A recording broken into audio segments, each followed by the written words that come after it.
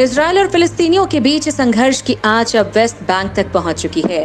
दोनों पक्षों में संघर्ष के बीच वेस्ट बैंक सहित इजरायल के कई हिस्सों में फिलिस्तीनी नौजवान सड़क पर उतर आए हैं। इजरायली सुरक्षा बलों की गोलीबारी में अब तक 11 प्रदर्शनकारियों की जान जा चुकी है।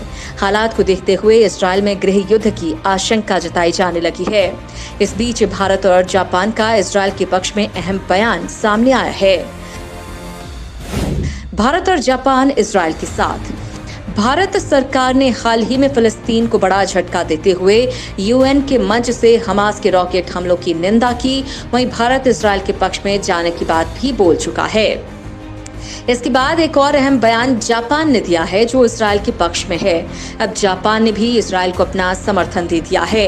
यूएन में भारत की ओर से एक संतुलित बयान दिया गया था जिसमें भारत सरकार ने सभी प्रकार के हिंसक गतिविधियों की निंदा की, लेकिन गजा से किए जा रहे रॉकेट हमलों का अलग से जिक्र किया।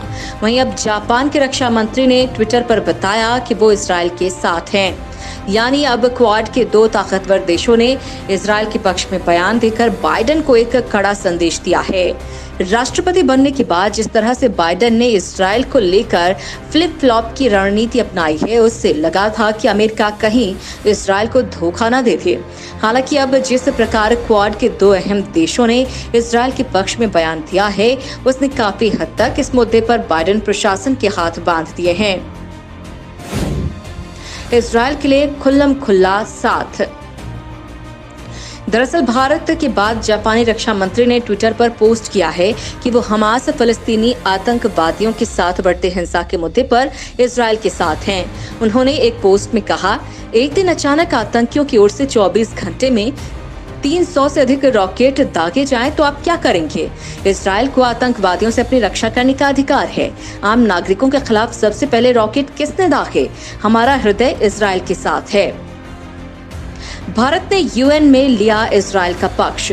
इससे पहले संयुक्त राष्ट्र में भारत के स्थायी प्रतिनिधि एस तिरुमूर्ति ने कहा कि पूर्वी यरूशलेम में इस तनाव के मुद्दे पर भारत सभी तरह की हिंसक गतिविधियों, खासकर गाजा से किए गए रॉकेट हमलों की निंदा करता है। हिंसक गतिविधियों में कमी लाने के आह्वान के साथ ही भारत द्वारा गाजा से किए जा रहे रॉकेट हमलों का अलग से जिक्र करना दर्शाता है कि भारत सरकार इस विवाद में आतंकी संगठन हमास की आक्रामकता से चिंतित है। आपको बता दें कि इजरायल के प्रधानमंत्री बेंजामिन नेतन्याहू ने लड़ाई जारी रखने का आह्वान किया है।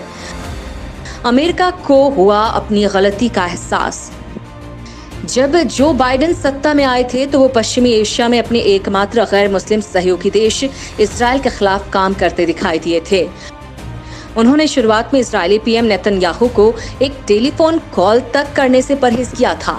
यही नहीं, उन्होंने ईरान और फिलिस्तीनी मुहिम को भी समर्थन दे दिया था, जिससे इजरायल के अस्तित्व पर खतरा पैदा हो गया था। लेकिन 1 महीने के भीतर ही बाइडेन को एहसास हो गया है कि नेतन्याहू पश्चिमी एशिया से अमेरिका के प्रभाव को बेहद नुकसान पहुंचा सकते हैं। इसके अलावा बाइडेन पर क्वाड के देशों जैसे भारत और जापान और यूरोप के देशों जैसे जर्मनी और फ्रांस का भी दबाव है। यही कारण है कि शुरुआत में इजरायल विरोधी रुख दिखाने वाले बाइडेन को आखिरकार कहना पड़ा कि इजरायल को अपने देश की सुरक्षा का पूरा अधिकार है।